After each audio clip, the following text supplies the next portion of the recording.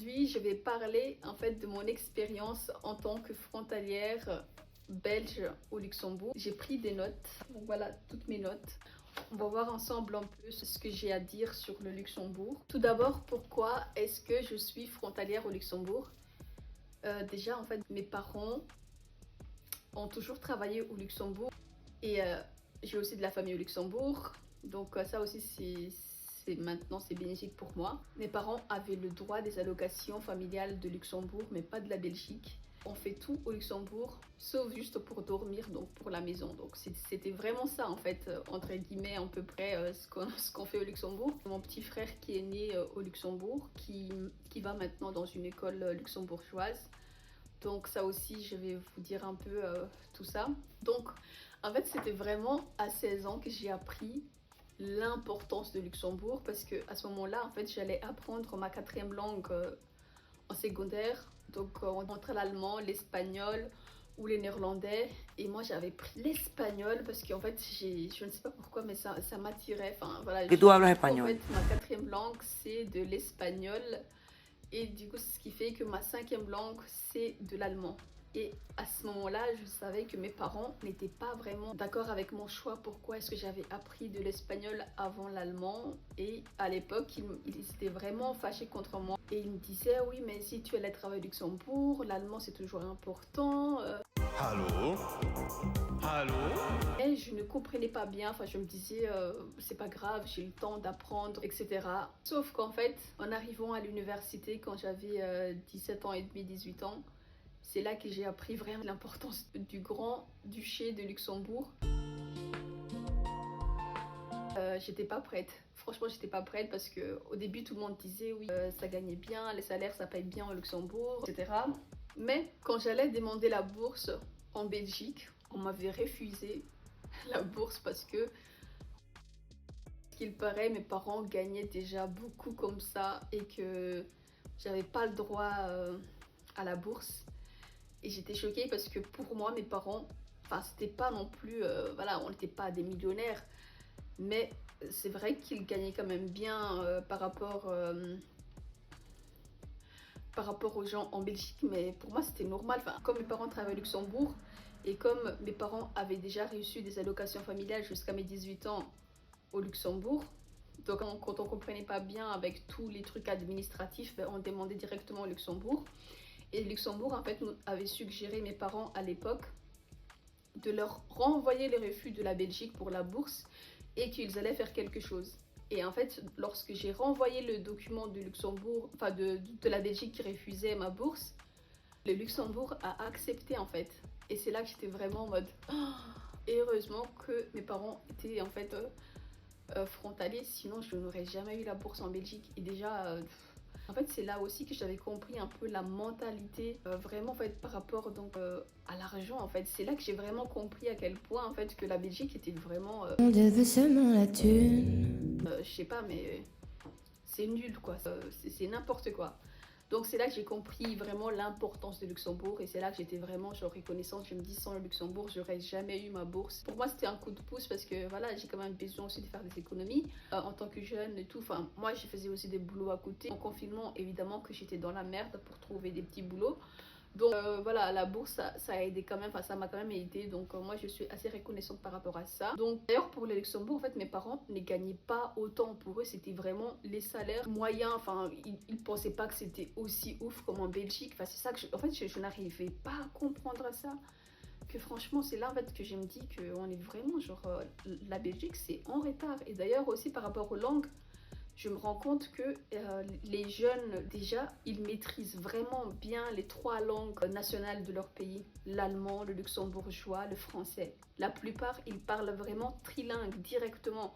Alors qu'en Belgique, soit on maîtrise bien le français, l'anglais, ou soit on maîtrise le néerlandais et le français, ou soit on ne maîtrise pas l'allemand. En fait c'est ridicule. En fait on a ce lien entre les 3 communautés, donc germanophone, francophone et néerlandophone. Je trouve que c'est plus individuel par exemple. En fait il n'y a pas vraiment ce lien, oui voilà on est unis dans le pays, on doit maîtriser les 3 langues normalement. Dans un pays qui a donc 3 langues nationales, on imagine que tout le monde parle la langue de l'autre, quoi. Bien non, ce n'est pas le cas. Moi, je suis choquée de voir à quel point les jeunes luxos, moins de 16 ans, mais ils parlent parfaitement bien l'anglais, le français, l'allemand, le luxembourgeois.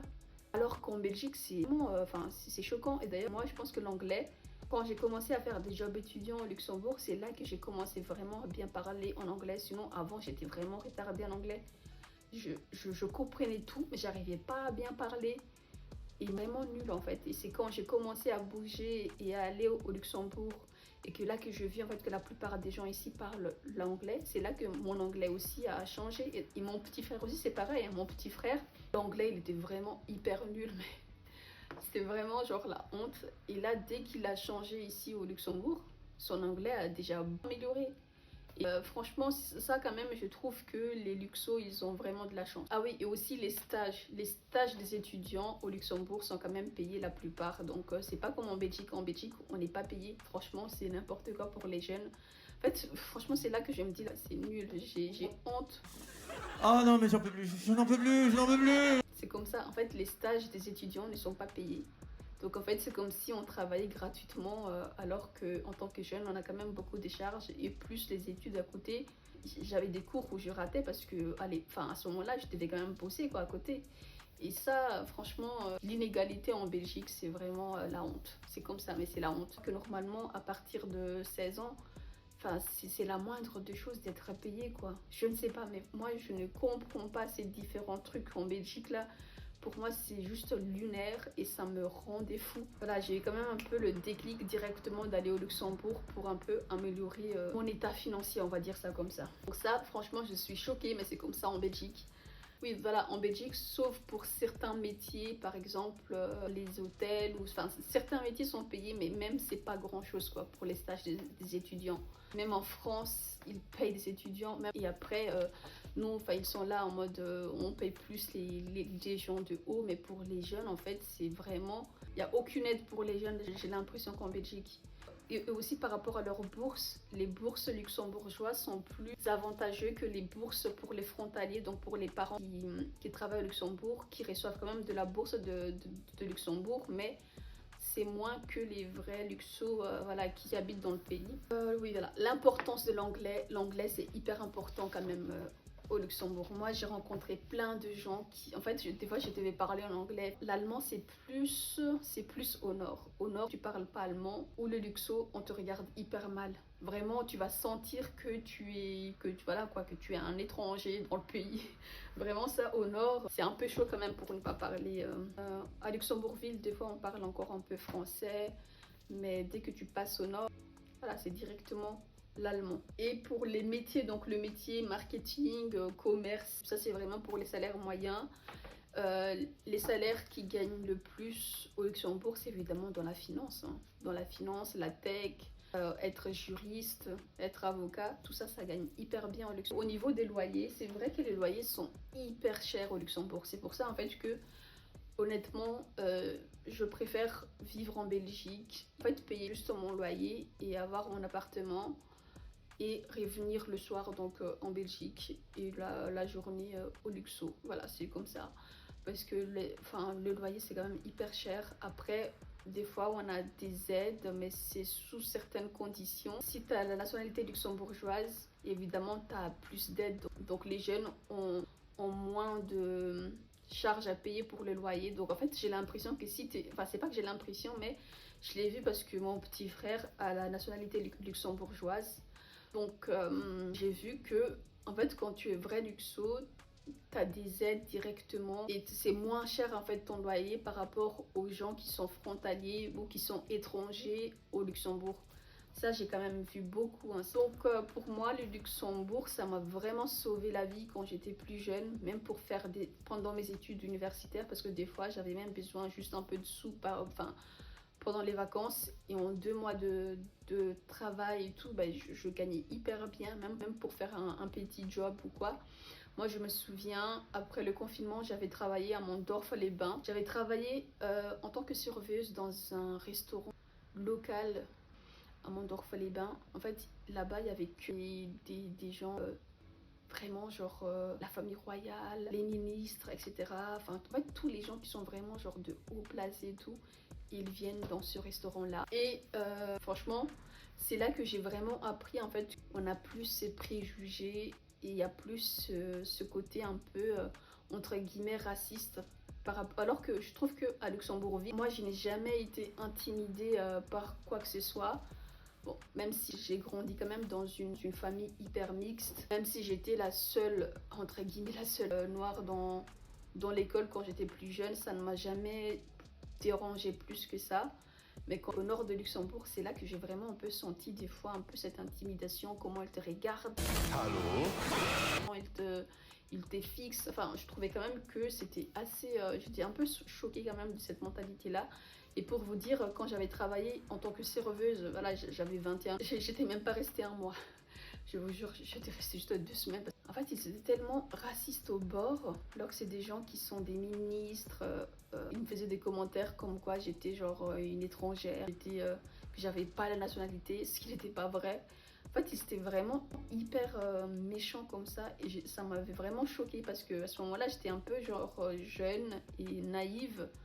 Et quand je voyais, en fait, moi j'étais hyper accueillante, enfin j'allais envers les gens, je parlais quand même bien anglais. L'allemand, je comprends quand même ce qu'ils disent, mais pour vous dire, je bosse vraiment sur mon allemand cette année. Franchement, je parle pas l'allemand correctement, alors que je comprends quand même beaucoup de choses. Mais voilà, je maîtrise mieux l'espagnol évidemment que l'allemand. Donc là, j'ai quand même fait, il dépense plus de 2000 balles, 3000 balles, 5000 balles pour juste la soirée. Ils pensent vraiment énormément et pour eux ça c'est rien. Mais de faire des commentaires déplacés pour des jeunes qui travaillent parce que voilà, pour dire que j'étais genre sans papier, franchement c'était n'importe quoi. Et en fait c'est là, j'ai vraiment remarqué qu'au nord, les gens sont très racistes au bord, vraiment. Mais surtout, ça m'a choqué quand même quand ça vient des ministres qui sont là et tout, en faisant leur politique mensongère et tout. Et puis quand ils voient des gens, c'est comme ça qu'ils se comportent. Franchement, j'étais hyper choquée de ça. En tout cas, j'étais vraiment contente quand j'étais partie de là et que j'avais trouvé un autre job étudiant. Les gens sont plus accueillants, on va dire ça comme ça. Moi, je vais continuer à travailler au Luxembourg. En fait, je trouve que j'ai beaucoup plus d'opportunités. Enfin, au niveau de salaire, au niveau de la mentalité, c'est vrai que les Luxos sont assez arrogants vraiment au niveau de l'argent. Ça, c'est vraiment, j'ai vu vraiment ça et je l'ai vraiment senti quand même. Maintenant, j'en passe. À part ça, je rien d'autre. Voilà, je pense que j'ai tout dit. Je voulais juste un peu parler de mon expérience au Luxembourg. Donc là, j'ai tout dit là. L'avantage, c'est que oui, au niveau de salaire, franchement, c'est hyper bien par rapport en Belgique. Franchement, la Belgique, on est encore en retard. Ça, je vous dis. Du côté néerlandais ou la communauté germanophone, c'est quand même bien avancé. Je pense qu'au niveau de salaire, ils gagnent plus que nous. Mais avec la Wallonie, je ne sais pas ce qu'ils font. Je suis quand même assez choquée. Voilà, donc je pense que j'ai tout dit. Et merci d'avoir regardé cette vidéo sur mon expérience en tant que frontalière au Luxembourg.